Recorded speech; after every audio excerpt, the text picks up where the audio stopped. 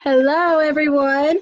I tried to record this just a minute ago and go live, but I'm not very experienced with Facebook Live videos. So I am going to try this a second time, and it looks like it's working correctly now. So I have been very lucky to meet lots of our families here at Eastern in my time here.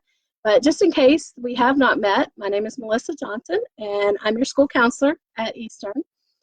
Now, I often speak with parents and they will be surprised, and I'll hear things like, I had no idea you did that, or I didn't know that school counselors, or that schools have counselors for that.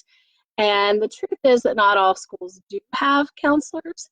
And our national organization, which is the American School Counseling Association, has challenged us this week to educate other people on what we do as counselors and advocate for more counselors in schools all across the country. So instead of planning like a parent night or something that may not have fit your schedule, I've decided to do a series of Facebook Live videos.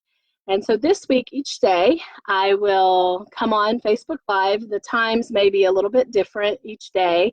And that way you can hear the conversation. You can listen to it after the fact, or if you are here live, you can also comment and I'll see those as I'm talking and be able to respond to questions and things like that. So tune in each day. I will post a schedule later this afternoon of times and topics that we'll be talking about this week.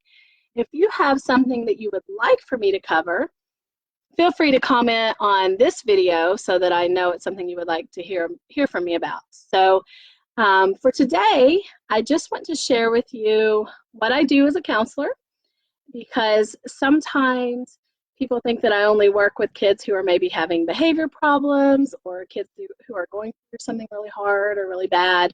And so I wanted to share with you that I work with all of our students at Eastern. One reason for that is because we never know when something bad is going to happen. And so I do a lot of teaching students coping skills and ways to manage their emotions before they're in the situation. So we're trying to be proactive with classroom lessons. So I visit every classroom once or twice a month for a different lesson. I've been in each classroom this year a total of 7 times. Kindergarten I've been in 8 times because I was there today. I teach them things like how to regulate their emotions, how to resolve conflicts with peers, how to ask for help. And then I also meet with every student in the school one-on-one. And I've met with each of them at least once this year. Some of them I've met with a lot more than that.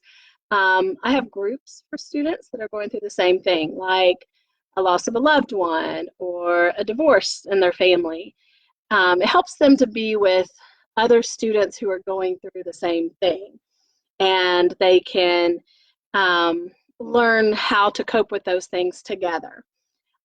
So far this year, I have held 56 group counseling sessions, and I have had 48 students to participate in groups this year. In addition to groups, I work with students individually as well. So I've had 424, which sounds like a crazy number to me when I look at it, but 424 visits to my office during the first semester of school. And some of those are regular scheduled visits that I've communicated with parents about. And some of them are just kids having a bad day that need someone to talk to. And I think it's really important that they have someone here at school for when their parents are not here, their guardians are not here, and they just need someone to help them through something difficult. Sometimes it's as simple as they miss their mom or dad. Sometimes they just got up and they're in a bad mood that morning, or they didn't get enough sleep or something like that. Sometimes it's very small problems. Sometimes it's very big problems. And I've worked really hard with students to teach them the difference between the two. And that way, if I do not see them right away for a small problem, they know that I'm working with someone on a much bigger problem. So that's what I'm here for.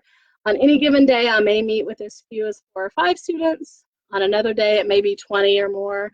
I just never know what the day is going to bring me, but I've done a pretty good job of communicating with kids and being able to manage that as well. So I hope that if you have conversations with your students about counseling, that you encourage them to come and talk with me if they're not comfortable talking with you.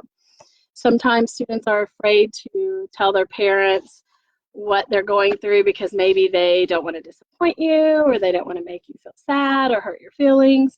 So they can come and talk to me, and I can help them prepare to have that conversation with you.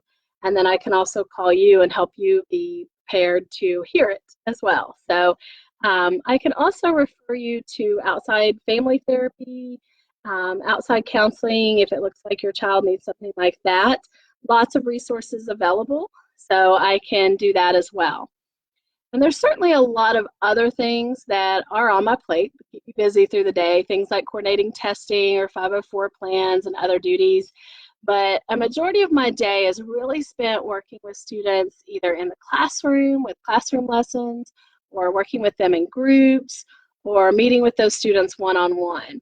So if you have questions, if you feel that I could help your child or help your family, you can find a lot of information on my website. It's counselorjohnson.com, or you can also call the school or email me. Either way, that's what I'm here for, is to support you.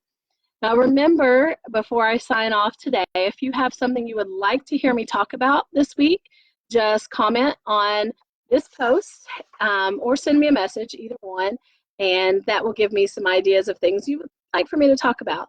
Tomorrow I will be talking about mental health awareness. A few people have suggested that as a topic.